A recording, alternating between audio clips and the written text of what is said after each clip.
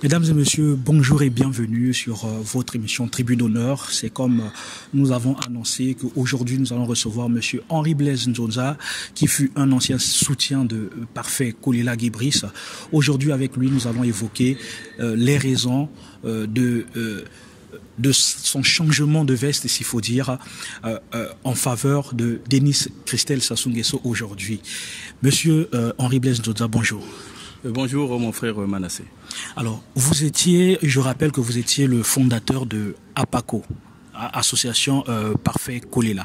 Qu'est-ce qui vous avait d'abord poussé à pouvoir mettre en place APACO sur la place de Paris? La première des choses, j'aimerais dire que moi, à la base, je suis un membre du mouvement congolais pour la démocratie, la démocratie et le développement intégral, MCDDI. Oui. Je faisais partie de la jeunesse. Quand le président Bernard Collère est en exil, j'étais parmi ceux qui lui étaient restés fidèles.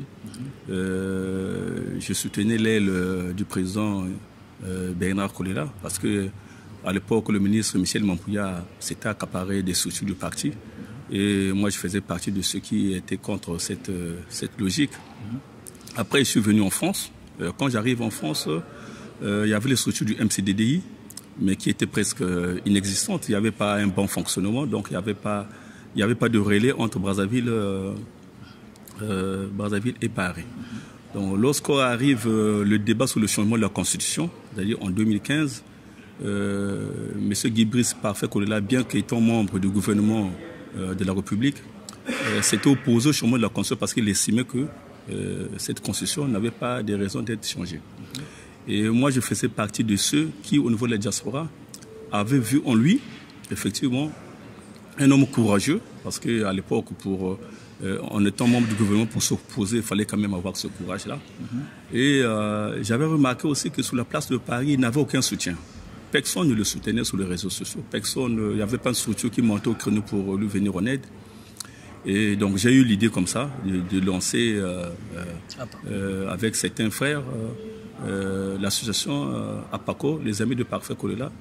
Nous avons mis cette structure au mois de septembre 2015 et notre sortie officielle c'était le 17 octobre 2015, le même jour que se tenait un meeting de l'opposition au Pointe-Noire. Aujourd'hui, est-ce que vous en êtes fiers des actions que vous avez menées au sein de l'APACO? Effectivement, au sein de l'APACO, nous disons que nous étions la première structure politique à sonner Parfait Kolela. La première structure politique. Parce qu'à l'époque, quand tu rentres en conflit avec son frère Landry Kolela, qui avait récupéré le MCDDI, Guy-Brice Parfait Kolela n'avait pas de structure politique. Donc nous aussi, au niveau de la diaspora, nous constituions à l'époque le fer de lance de son soutien. Je vais vous dire une anecdote. Vous savez, au mois de janvier 2016, par exemple, lorsqu'on se pose le débat sur un candidat unique au sein de l'UDC, parce qu'il devait y avoir une primaire au sein de l'UDC, beaucoup de gens, de ceux qui le soutenaient, n'étaient pas pour la candidature du président Guy-Brice Parfait Kolela. La plupart, nombreux de ceux qui sont même avec lui aujourd'hui, ils étaient pour un autre candidat.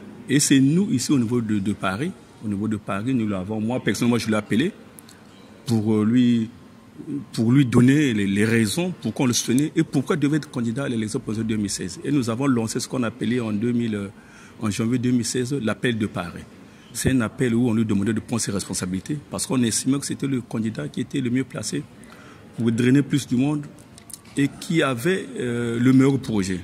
Parce qu'à partir du mois de décembre 2015, nous étions en train déjà de travailler sur son projet de société que nous avons envoyé et que nous étions en train d'apporter ce qu'on pouvait apporter. Nous étions deux au niveau de la diaspora. Il y avait moi et Vivien Manangou, qui était membre de l'APACO aussi. Donc on a commencé aussi à apporter ce qu'il fallait apporter dans ce projet depuis décembre 2016. Donc ce projet que nous trouvons crédible et novateur à partir de 2015, pour nous l'était inconcevable pour le président Guy-Brice Parfait Kolela ne soit pas candidat en 2016. Voilà encore pour l'anecdote. Une fois que l'APACO a eu à réaliser toutes ces belles initiatives, s'il faut dire, on vous a vu à Brazzaville à côté du président Guy-Brice Parfait Kolela. Qu'est-ce qui s'est passé à Brazzaville? Parce qu'après Brazzaville, vous êtes rentré, vous avez claqué la porte finalement à Parfait Kolela. Qu'est-ce qui s'est passé réellement à Brazzaville? Non, je suis pas. Quand je suis rentré, je n'ai pas claqué la porte à Guy-Brice Parfait Kola. Moi, je suis rentré ici en France. Je suis revenu en France au mois de septembre 2017. J'ai démissionné en septembre 2018. Donc, vous voyez bien qu'il y a eu une année où je suis revenu, j'ai encore retravaillé. Donc, vous avez vu beaucoup d'avantages sur le terrain. J'ai vu les avantages et les inconvénients. J'ai été confronté à beaucoup de situations, mais ça, pour moi, ça c'est sur le passé. Et quand je suis revenu, j'ai fait mon analyse comme toute personne. Même quand vous avez, il y a des gens qui ont des CDI, mais qui arrivent à démissionner d'une société. C'est pas parce que vous avez un CDI que vous êtes obligé de rester là. Non, mais paraît-il que vous n'avez pas vu clair quand vous étiez arrivé là-bas. Vous n'avez pas eu une part de considération, une parcelle de considération auprès de Parfait Kolela. Est-ce que vous pouvez nous le confirmer? Non, c'est loin de là, loin de là. Moi, j'avais de très bons rapports avec le président Guy-Brice Parfait Kolela. On mangeait à table avec moi, avec Parfait, on avait des relations très solides. Mais il y a des faits que je n'ai pas rentré dans les détails parce que pour moi, il reste un grand frère. Même si je suis parti de l'UDH-UKI, j'ai vu l'UDH-UKI être créé devant moi. Et j'ai fait partie des premières instances de l'UDH-UKI. Nous avons organisé un conseil national de l'UDH-UKI. Et à l'issue de ce conseil, j'ai été nommé, j'ai été élu parce que c'était un conseil. Le secrétaire national chargé de l'information et de la publication multimédia. Donc je faisais quand même partie du cercle restreint, c'est-à-dire ce qu'on peut appeler dans d'autres structures bureaux politiques. Je faisais partie de cela. Mais pour plusieurs raisons que je n'ai jamais voulu énumérer, je me suis dit qu'il fallait partir de cette structure pour aller voir ailleurs. Et c'est ce que j'ai fait à partir du mois de septembre 2018, sans regret. Allez voir ailleurs. Aujourd'hui, vous avez choisi de soutenir M. Denis Christelle Sassou Nguesso, qui n'est d'ailleurs pas candidat aux élections présidentielles. Pourquoi vous avez porté ce choix sur Christelle Sassou Nguesso? Soutenir un homme politique, on ne le fait pas seulement parce qu'il y a une élection présidentielle. Moi, à la base, je suis pour le renouvellement de la classe politique. La classe politique, je pense qu'à un certain moment, il faut le renouveler. Et on ne renouvelle pas une classe politique comme ça. Il faut se fixer un objectif. Et puis, il faut voir aussi la personne la mieux indiquée pour être le porte-parole de cette nouvelle classe politique. C'est vrai. Donc, j'ai vu en honorable Denis Christelle Sassou Nguesso les initiatives qu'il a eu à porter. Il a écrit un livre, Ce que je crois. Le Congo que nous voulons. Ce que je crois, le titre c'est Ce que je crois. Et dans ce livre, il énumère un certain nombre de ses idées. Et moi, je me retrouve dans ces idées. Ces idées, c'est quoi, par exemple? La lutte contre le tribalisme, l'égalité entre hommes et femmes en termes salariales. Il y a la priorité donnée à l'éducation. Le fait de donner aux Congolais des soins adéquats. Voilà, entre autres raisons, qui m'ont motivé effectivement à le soutenir. Parce que dans ce projet, il explique carrément le Congo qui venait. Et moi, je me retrouve dans ce Congo-là. Voilà les principales raisons qui m'ont poussé à le soutenir. Denis Christelle Sassou Nguesso, aujourd'hui, même au sein de son propre parti, beaucoup sont en train de le rejeter. La vieille classe est en train de le rejeter. Bon, peut-être la nouvelle classe aujourd'hui, les jeunes sont derrière lui et tout ça. Mais il n'est pas leader au sein du PCT. Est-ce que le fait de le soutenir veut tout simplement dire que vous voulez adhérer aussi au PCT ou aux idéaux du PCT? Non, ça n'a rien à voir avec l'idée de vouloir adhérer ou non au PCT. Vous savez, même ici en France, il y a des courants dans le parti politique. Ici, vous avez des sarkozystes, vous avez des fillonistes, vous avez des jupéistes. Donc, vous n'êtes pas obligé de... Si vous soutenez un leader qui est membre du PCT, vous n'êtes pas obligé d'être dans le PCT. Mais ils ont quand même des méthodes, ils exigent quand même que les gens rentrent dans le PCT pour occuper des postes. Moi, pour l'instant, je ne suis pas à cette étape-là. Vous savez, quand j'ai soutenu par Guy-Brice Parfait Kolela au début, il n'avait pas de structure politique. Donc, en politique, tout se construit. On parle d'abord d'un projet, tout se construit, et puis on verra dans l'avenir ce que l'avenir nous donnera. Mais pour l'instant, je le soutiens parce que je pense que ça peut être un leader de notre génération. Et moi, je suis dans la construction d'un projet. Je n'aime pas adhérer des structures où c'est déjà fini. Donc, j'aime construire, j'aime être utile dans ce que je fais. Mais il y a déjà eu l'existence des ndéistes sur la place de Paris, Banandeya et tout ça là. Aujourd'hui, ces structures sont quasiment invisibles, n'existent pas. Est-ce que vous n'avez pas peur que vous aussi, vous retombez dans ce même piège-là où, après l'avoir soutenu, vous n'existez pas alors qu'il y a déjà un cercle qui l'entoure, qui est avec lui? Moi, je ne faisais pas partie de Mwanandé. Il y a déjà à l'époque, moi, je soutenais Guy Brice Parfait Kolela. Vous savez, les structures, ça dépend de l'animateur. Et puis, en politique, on ne s'improvise pas politicien. La politique, c'est un état d'esprit, c'est une culture, ce sont des habitudes. Et puis, c'est un mental. Il faut avoir un mental pour être un homme politique. Beaucoup de structures disparaissent parce que souvent, elles ont été animées par des gens qui n'étaient pas politiques. Si vous êtes un ami à Denis Kissé Sassou Nguesso que vous voulez mettre en place une structure, ça, c'est un intérêt peut-être qui est immédiat. Hein? Cette structure ne s'est pas basée sur le long terme ou bien sur une assise politique. Donc la différence, elle est là. Un homme politique peut supporter une traversée des déserts même de 10 ans. Il peut attendre 20 ans. Mais il reste dans ses convictions. Il reste un homme politique. La différence entre un ami qui voudra soutenir un monsieur Ngangoué, c'est un ami.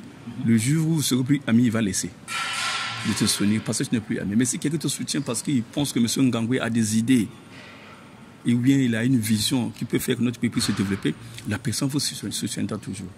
Est-ce que vous avez eu l'aval de Christelle Sassou Nguesso? Non, mais... Parce que sur la place de Paris, ça se dit que Christelle ne vous connaît pas, il ne vous suit pas. Est-ce que vous pouvez leur répondre aujourd'hui? Est-ce que vous avez l'aval de Christelle? Est-ce que vous avez pris contact avec Christelle ou encore son entourage pour pouvoir avoir cette autorisation de le soutenir sur la place de Paris? Mais pour soutenir quelqu'un, on n'a pas besoin d'une autorisation, monsieur Ngangoué. Vous comptez quand même parler de son nom sur la place de Paris? Je dis, monsieur Ngangoué, vous êtes sûr que tous ceux qui soutiennent le président Sassou Nguesso ont attendu son autorisation? Quel est l'intérêt de le soutenir? Mais l'intérêt, c'est ce que j'ai dit, parce que je pense qu'il défend des idées pour lesquelles je suis d'accord. C'est lui à l'intérêt. Parce que je crois qu'il y a une concordance de vues entre lui et moi sur le Congo que nous voulons. C'est la raison principale qui me motive à le soutenir. Maintenant, quant à dire que s'il y aurait autorisation, on n'a pas besoin d'une autorisation. C'est une initiative personnelle. Je n'ai pas été coopté, comme les secteurs le pensent, je n'ai pas été coopté, mais j'ai fait mon analyse. Depuis 2012, j'ai soutenu le MCDDI. Donc, depuis 2012 jusqu'à 2018, j'ai fait partie de cette famille politique. J'ai vu les avantages, j'ai vu les limites aussi de Vous n'avez pas peur qu'on vous traite de prostituée politique? En quoi on me traiterait de prostituée politique? Après le MCDDI, est-ce que vous avez posé la démission au MCDDI? Je n'étais pas... Le MCDDI, du MCDDI, on est passé à l'UDH-UKI. Vous savez, oui, c'est pas... l'UDH-UKI, est-ce que vous avez posé la démission avant de soutenir Kiki? Mais j'ai démissionné, vous n'avez pas suivi. La démission a été rendue publique. J'ai fait une démission qui a été rendue publique sur les réseaux sociaux. Même les journaux de Brazza en ont fait écho. Parce que je pensais qu'il fallait... Je n'avais plus de raison de faire partie de cette structure. Donc, sous le soutien, je disais que pour soutenir un leader politique, on n'a pas besoin de son aval. Je ne me suis pas constitué porte-parole de Kiki. Donc, ce qui revient à dire que aujourd'hui, quand on parle de Kiki Sassou Nguesso, Christelle Sassou Nguesso, qui va soutenir forcément le président de la République, qui est aussi son père, il faut le dire. Donc vous êtes pour la candidature de Denis Sassou Nguesso, puisque vous soutenez Denis Christelle Sassou Nguesso. Monsieur Ngangoué, vous savez, au jour d'aujourd'hui, aucun candidat n'est déclaré à la mouvance présidentielle. Mais le PCT a quand même choisi son candidat, bien qu'il n'a pas encore répondu. Oui, mais nous sommes en politique. Le PCT, beaucoup de partis ont demandé que leur candidat soit candidat. Mais leur leader peut ou ne peut être candidat. Le président Sassou, jusqu'à aujourd'hui, n'a pas encore dit qu'il était candidat à l'élection présidentielle. Le jour où il dira qu'il sera candidat, j'aviserai. En ce moment-là, je prendrai mes décisions en connaissance de cause. S'il faut le soutenir, j'aurai peur de personne, je le dirai, je soutiens le président Sassou Nguesso. Mais puisque vous soutenez déjà l'honorable Christelle Sassou Nguesso, qui forcément doit soutenir Denis Sassou Nguesso s'il est candidat. Mais oui, mais je reviens. Mais s'il soutient le président, moi je ne parle même pas de Denis Christelle, je dis si le président Sassou Nguesso est candidat, oui, en ce moment-là, je prendrai une décision. J'annoncerai mon soutien ou pas au président Sassou Nguesso. Moi, je ne dépends pas de Denis Christelle Sassou Nguesso. Je soutiens Denis Christelle Sassou Nguesso dans ses choix, dans sa démarche, dans ce qu'il défend. Donc, je ne soutiens pas Je n'ai pas dit que je m'alignerais. Dans l'espoir qu'il soit candidat. Pas que dans l'espoir. Pour moi, il n'y a pas seulement 2021. L'avenir, ça se construit. En politique, tout se construit. Ça peut être un projet pour 2021, 2026, peut-être pas. Ça peut ne pas être... qui vous dirait que peut-être il y aurait une autre personne qui va émerger, qui sera candidat. Mais même s'il n'est pas candidat, c'est un leader politique, je pense, qui mérite d'être soutenu. Et le soutien, tous ceux qui soutiennent, par exemple, Ngolo, vous croyez qu'ils le soutiennent pour qu'il soit candidat? Tous ceux qui soutiennent Hugues Ngolo Ndele, chaque leader politique a ses soutiens. Mais ces soutiens-là ne viennent pas seulement parce que le leader veut être président de la République. Mais il y a quand même assez de gens autour de la ceinture de Déni Christelle Sassou Nguesso. Vous n'avez vraiment pas peur que vous ne vous retrouvez pas, malgré tout ce que vous allez faire, le bruit et tout ça là? Est-ce que vous n'avez pas peur? Monsieur Ngongo, je ne suis pas obligé de me retrouver. C'est ce que je vous dis. Moi, je suis un homme politique. Il n'y a rien pour rien en politique. Non, je dis que je suis un homme politique. Oui. J'ai tracé mon chemin, j'ai ma vision pour le Congo. Tout est possible en politique. Aujourd'hui, je soutiens qui vous dit pas que demain, je peux être moi-même, peut-être que je pourrais être postulé quelque part. Donc, rien n'est figé en politique. Je le soutiens parce qu'il a une vision, il a un projet, hein, il a donné une orientation de sa politique dans le livre Ce que je crois. Et moi, j'adhère à cette politique-là. Si demain il n'est pas candidat au public, candidat à la présidence de la République, et que le président Sassou est candidat, j'aviserai. S'il faut soutenir le président Sassou, s'il a un projet, si je me retrouve dans ce que le président Sassou propose, il n'y a pas aucun souci. Voilà, mesdames et messieurs, je rappelle que je suis avec M. Henri Blaise Nzonza, actuellement soutien de Déni Christelle Sassou Nguesso, député d'Oyo et aussi membre du Parti congolais du travail. Monsieur Blaise Nzonza, aujourd'hui, nous nous approchons sûrement et lentement vers les présidentielles de 2021. Est-ce que, au sein de la diaspora, vous soutenez la démarche que vos confrères, concitoyens ont prise concernant l'élection d'un candidat unique de la diaspora qui va aller poser la candidature au pays, les primaires de la diaspora? Moi, je pense que c'est une bonne chose, hein. Ça fait partie de l'expression démocratique. Si les gens se retrouvent pour élire un candidat, un Congolais, un candidat qui va postuler la candidature pour l'élection présidentielle 2021, c'est une bonne chose. Ça, c'est pour le principe. Maintenant, dans le fond, il y a la Constitution, il y a la loi électorale. À ce que je sache, la loi électorale ne permet pas à un candidat de l'opposition actuellement qui sortira de la diaspora de se présenter à cette élection présidentielle. Non, rien n'interdit. Il y a un critère de résidence. Oui. Quand tu parles de 2 ans, sauf si je fais une mauvaise interprétation de la loi. Donc, partant de ce critère-là, il faut avoir vécu... Mais la Constitution prime sur la loi électorale. Ça, c'est un débat moi, je ne veux pas rentrer dans le débat un débat juridique, on va dire prime, tout ça. La Constitution pose les bases. Oui. Quand la Constitution pose les bases, après, la Constitution est appuyée par une loi électorale. Parce que toutes les lois ne peuvent pas être mises, même la loi électorale. Mais l'opposition crie quand même à la magouille, à la manipulation de cette loi électorale qui a été, selon l'opposition, manipulée par le ministre Mboulou. À propos de quelle disposition? D'abord sur, par exemple, l'élection anticipée, le vote anticipé du corps, du personnel militaire, de la force publique. Moi j'ai eu à faire un article sur ce point. Pour moi, ce n'est pas une innovation congolaise.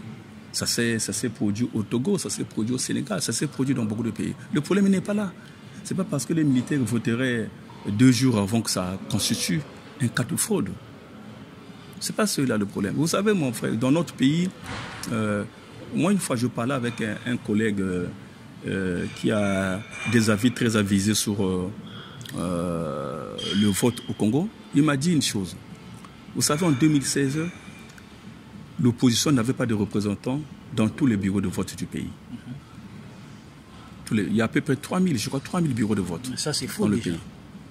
Donc, je dis, l'opposition Vous pensez que Yuki, la CADD de Kombi Salsa, la majorité des jeunes de la population qui étaient dans un engouement de soutenir Jean-Marie Michel Mokoko, vous pensez que ces trois-là, prenons Claudine Mounari qui était candidate, Pascal Tchatima Biala, vous pensez que toutes ces figures ne pouvaient pas avoir tout le monde dans les bureaux de vote au sein sur le territoire national? Monsieur Ngongé, je ne vais pas vous surprendre. Moi, je joue un rôle très important dans le soutien de Guy Brice Parfait Kolela. Donc, il y a des choses que je sais. Mais je vous dis, l'opposition n'avait pas de représentants dans tous les bureaux de vote sur l'étendue du territoire national. Ça peut se vérifier. Vous pouvez appeler qui vous appelez pour une confrontation. Je dirais la même chose. On n'avait pas, pour ce qui nous concerne déjà du Yuki, on n'avait pas de représentants sur toute la partie nord du pays. Ce n'est pas une révélation, c'est une vérité. Personne ne... Mais quand même, Kolela a fait un record à Oyo. Ça, c'est un autre problème. Ça, c'est un autre problème. C'est-à-dire il y a plusieurs aspects dans cette histoire. Je dis que nous n'avions pas de représentants dans la partie nord du pays. En ce qui concerne le président Guy Brice Parfait Kolela. Il peut y avoir peut-être un ou deux, je ne sais pas, à ce que je sache. Donc, et je dis, l'opposition, dans certains endroits, dans certains bureaux de vote, les candidats de l'opposition n'avaient pas de représentants dans ces bureaux de vote. Déjà, pour gagner une élection, il faut être présent là où les gens votent. Là où les gens votent. Donc, que les militaires votent en avance ou pas, si vous n'avez pas de représentants dans tous les bureaux de vote, il ne faut pas crier à la fraude après. Mais vous n'êtes pas là, vous êtes absent. Voilà déjà le problème. Donc, le problème des militaires, ça c'est un faux débat. Le vrai problème, il n'est pas là. Mais moi, aujourd'hui, je vous dis, je ne suis plus à l'opposition pour leur donner certains conseils. Quand j'étais là... Donc vous êtes maintenant allié à la majorité? Je ne suis pas lié à la majorité. C'est-à-dire que je ne suis pas aujourd'hui... Vous êtes au centre?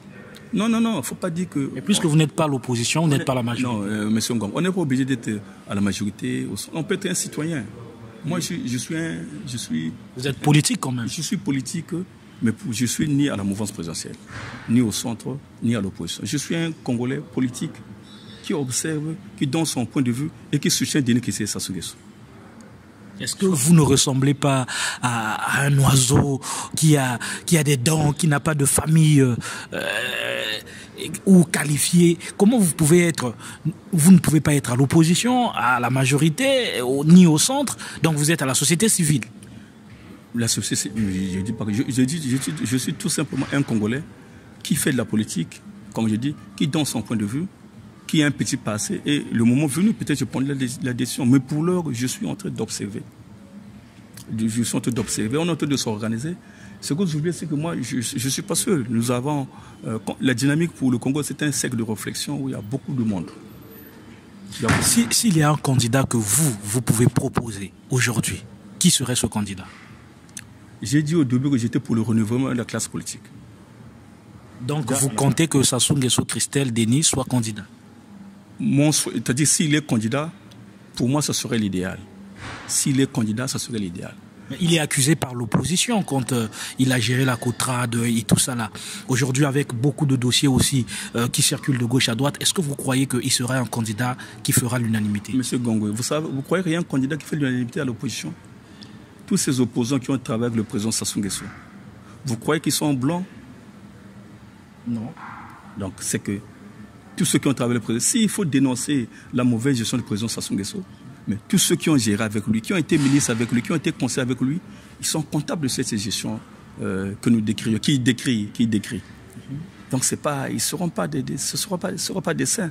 Donc aujourd'hui, accabler l'honorable Denis Kissé Sassou Nguesso pour des prétendus présumés détournements, mais il faut voir ceux qui seront, si demain il est candidat, il faut voir en face qui sera avec lui. Est-ce que ceux qui seront avec lui n'ont pas géré les affaires dans notre pays? Donnez-moi un candidat, par exemple, de l'opposition qui n'a jamais été aux affaires. Ils ont tous été aux affaires, mais Paulin Makaya aujourd'hui peut faire l'unanimité. Ce n'est pas à moi de le dire. C'est à ceux qui sont à l'opposition. Mais il n'a pas géré avec Sassou Nguesso. J'ai dit c'est l'une des exceptions. Maintenant, c'est à l'opposition de savoir si Paulin est candidat. Moi, Paulin Makaya, je le connais. Vous savez, je vous dis que le 25 décembre 2014, j'ai passé la fête de Noël chez Paulin Makaya. J'étais à Brazzaville, chez lui. Donc, pour moi, c'est un frère. Il était avec moi. On était ensemble au MCDDI. C'était mon responsable au MCDDI. Et voilà, donc je le connais. C'est quelqu'un que je respecte. Je pense qu'il a, parmi ceux qui font la politique par conviction, il est parmi ceux-là. Mais moi, je ne suis pas son conseiller, je ne suis pas son soutien. Donc, je n'ai rien à dire sur lui. Aujourd'hui, vous ne comptez pas mettre en place une structure qui va, parce qu'on vous connaît quand même actif, très mobilisateur, très rassembleur. Est-ce que vous ne comptez pas mettre une structure pour soutenir Christelle Sassou Nguesso comme vous le prétendez aujourd'hui?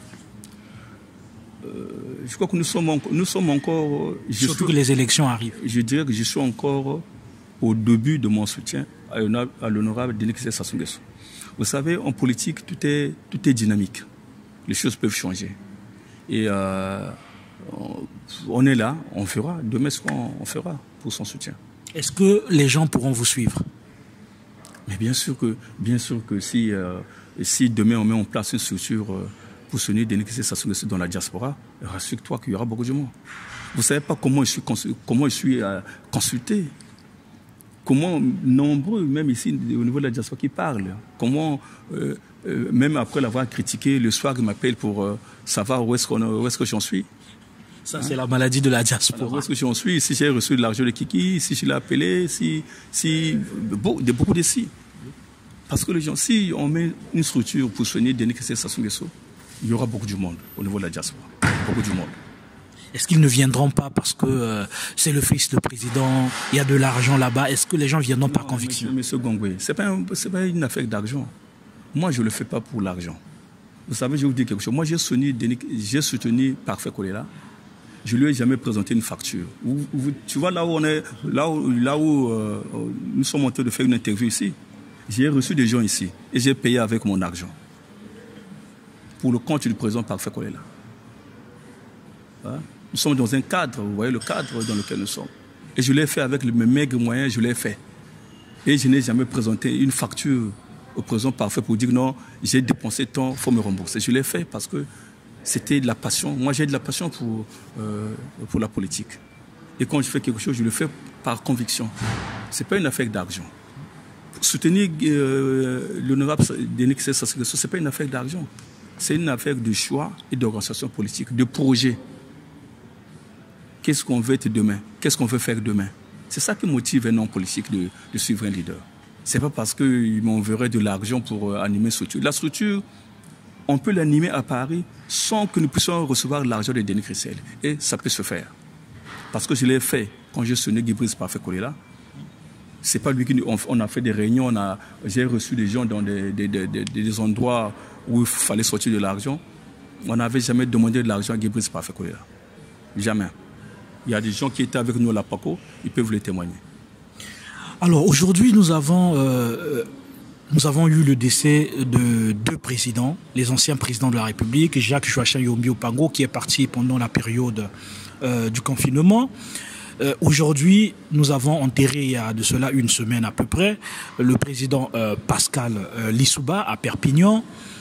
Qu'est-ce que ça vous fait de voir deux anciens présidents, de partir dans cette période de crise sanitaire?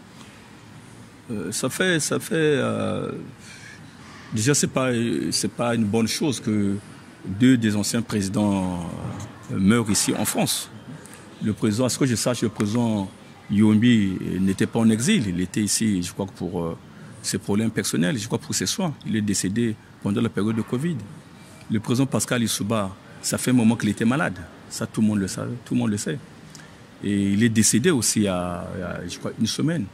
Mais moi, mon souhait que ces deux anciens présidents de la République, que leur corps repartent au Congo, dans les terres de leurs ancêtres, et qu'ils soient enterrés avec la dignité et l'honneur la plus absolue. Nous avons vu lors de l'arrivée l'enterrement du président Pascal Lissouba. Nous avons vu Madame Claudine Mounari qui est partie quelques jours après, 1 ou 2 jours après. On ne dira pas pourquoi, parce qu'on ne sait pas pourquoi. Nous avons vu Pascal Tchatima Biala qui était sur le terrain avec une forte menace des résistants, de la diaspora. Quelle est cette vision des choses que vous voyez au sein de notre diaspora? Je crois que, pour moi, je pense qu'il n'y a pas eu menace. Hein. Moi, j'ai suivi la vidéo de Faye, puis il a dit ce qu'il avait à dire. Mais il n'y a pas eu menace, il n'a pas porté main à Tchatima Biala. Parce que je sache, il a dit ce qu'il avait à dire, c'est son point de vue. Son point de vue. Maintenant, vous savez, notre diaspora, elle est souvent dans des propos diffamatoires. Souvent, elle est là pour... je ne sais pas, moi je pense qu'elle se perd beaucoup. Elle se perd sur l'objectif qu'elle veut atteindre. Donc, le président Tchatima Biala, qui est le premier secrétaire de l'UPADES, c'est lui le premier responsable de l'UPADES. Même ceux qui ont voulu le vilipender, Tchatima Biala a une structure ici, il y a l'UPADES qui est ici. Et c'est en toute connaissance de cause par rapport à ses affinités avec le professeur Pascal Lissouba qui s'est rendu à cet enterrement. Et je crois que cette façon de faire, après chacun a son opinion. Moi, je ne veux pas rentrer dans le débat de la diaspora parce que moi, je ne fais pas la politique. Je ne me considère pas comme un membre de la diaspora. Je me considère comme un Congolais qui fait la politique. Bien que je vis dans la diaspora. Je suis dans aucune structure de la diaspora. Je ne prends pas part aux réunions D'ailleurs, dans la diaspora, il n'y a aucune structure politique qui vit. Aucune. Est-ce que vous connaissez une structure politique de la diaspora ici en France? Depuis les élections, depuis qu'il y a eu la fin de l'élection, il n'y a plus de structure. La plus grande structure politique de la diaspora, c'était la PACO. La seule structure qui fonctionnait comme une structure. Il y avait ACBM, J3M, un truc comme ça, oui, avec Dr Ondongo Pandi. La seule structure qui fonctionnait normalement au niveau de Paris, c'était la PACO. Qui tenait des réunions, qui faisait des déclarations, qui fonctionnait comme un parti politique. Depuis que la PACO n'existe plus à Paris, c'est des groupuscules, c'est 2 personnes qui se retrouvent là-bas, qui tiennent des réunions, qui vont faire des masses et tout. Ça n'existe plus. Et la politique, on la mène avec des structures politiques. Quand tu n'as pas de structures politiques, vous ne pouvez pas mener un combat efficace. Combat efficace. Et moi, aujourd'hui, je suis pas là. Est-ce qu'ils n'attendent pas les élections présidentielles de 2021? Ça, c'est leur problème. Moi, je ne suis pas avec eux. D'abord, je ne suis pas à l'opposition. Je ne suis pas un candidat de l'opposition déjà. Donc, si ils soutiennent l'opposition, je ne sais pas quel candidat ils vont... Apparemment, ils contestent tout le monde. Ils contestent Parfait Kola, ils contestent Tchatima Biala, des fois ils contestent Mounari, ils contestent Nzon, des fois ils contestent Mirassa. Peut-être que... Je ne sais pas qu'est-ce qu'ils vont faire. Il y a quand même un jeune, Ephraim Dav Mafoula. Je ne sais pas, mais ils finiront par le contester. Vous savez, l'élection présidentielle, c'est quelque chose de sérieux. Ce n'est pas un jeu d'enfant. Hein, on ne va pas à l'élection présidentielle parce qu'on veut faire du buzz. Non, ce n'est pas un jeu d'enfant. On a quand même un candidat à la diaspora, Andrea Gombe. Qu'est-ce que ça vous dit? Il faut relire mes publications. Dès le début, j'avais dit que c'était une candidature fantaisiste. Pour les mêmes principes, pour les mêmes problèmes. Il y a la résidence.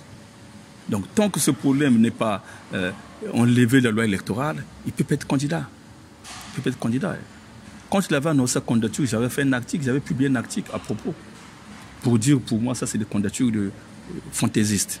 S'il n'y a pas le candidat de l'opposition, on laisse le président, ça se continuer. Au lieu de se faire de ce petit jeu qu'on fait de gauche à droite, mais non, ça n'a pas de sens à mon avis. S'il n'y a pas de candidat sérieux, vous savez, l'élection présidentielle, on ne la gagne pas parce qu'on a le meilleur projet de société, non. Ce n'est pas un projet de société qui fait gagner un candidat à l'élection présidentielle.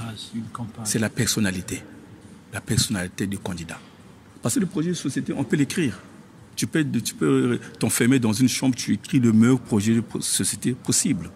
Mais ce n'est pas ça qui va faire que le peuple adhère à ce projet. C'est la personnalité. Il faut que le peuple se retrouve en ce candidat. Il faut un candidat qui rassure.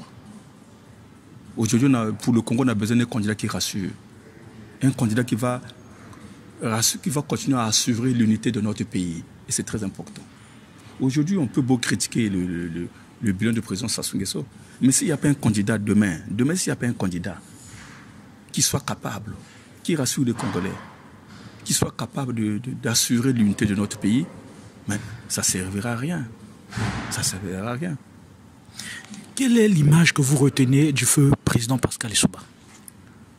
Moi, de lui, je retiens l'idée de l'image d'un intellectuel, parce que moi, je me rappelle mon père qui était de la même promotion que lui, qui est né en 1933. Mais à chaque fois, il m'éventait les mérites du président Pascal Lissouba, qui disait qu'il y a un cadre. Là, c'était avant la conférence nationale. Qui avait un Lissouba, lui disait que c'était un génie, qui avait fait de longues études. Mais c'est donc l'image du président Lissouba, on retient de lui l'image d'un homme intelligent, en tout cas intelligent. Moi, politiquement, il ne m'a pas épaté politiquement. Ça, c'est véridiquement. Il ne m'a pas épaté politiquement parce que je crois que son mandat de 5 ans a été émaillé de beaucoup de couacs, beaucoup d'incompréhension. Et donc, on ne peut pas mesurer sa vraie valeur politique par rapport au mandat de 5 ans qu'il a passé à la tête de l'État. Mesdames et messieurs, nous sommes à la fin de notre entretien avec Henri Blaise Nzonza. Je vais me retourner vers mon invité pour lui donner donc la dernière parole de cet entretien. Je rappelle que votre émission est ouverte à tout le monde et la semaine prochaine, nous allons recevoir bien d'autres invités que nous avons annoncés sur notre page. Suivez-nous sur notre page iDiaspo sur Facebook et sur YouTube. Abonnez-vous massivement pour pouvoir ne pas rater des actualités de notre chaîne Internet. Alors, Henri Blaise Nzonza, nous sommes à la fin de notre entretien. En résumé, qu'est-ce que vous pouvez dire d'abord à vos compatriotes de la diaspora? On commence par là. À mes compatriotes de la diaspora, le message que je voulais leur annoncer, c'est de dire que en politique, nous ne sommes pas des ennemis.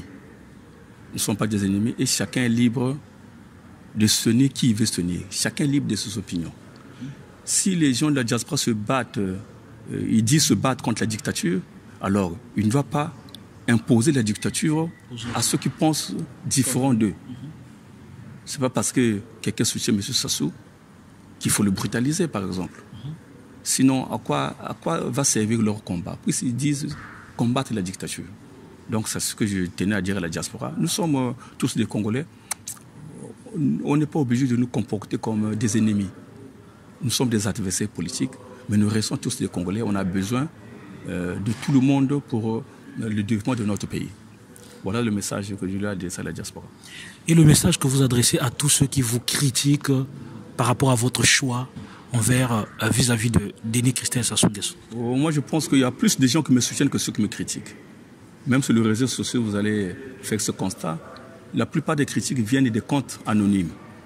Et moi, c'est ça. Voilà, ça montre que des comptes anonymes. Il n'y a pas beaucoup de gens qui viennent s'afficher et me critiquer sur les réseaux sociaux.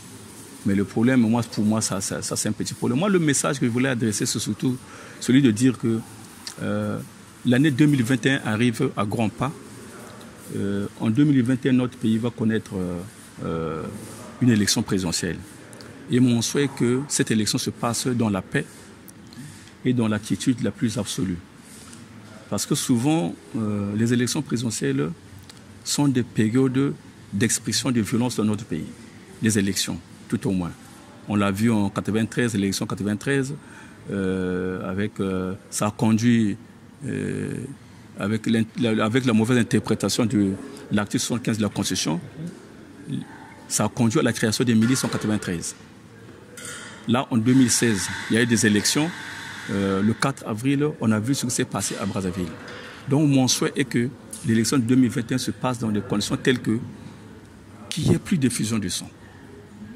Parce qu'au-delà de tout au-delà de nos contradictions, nous avons en commun la nation.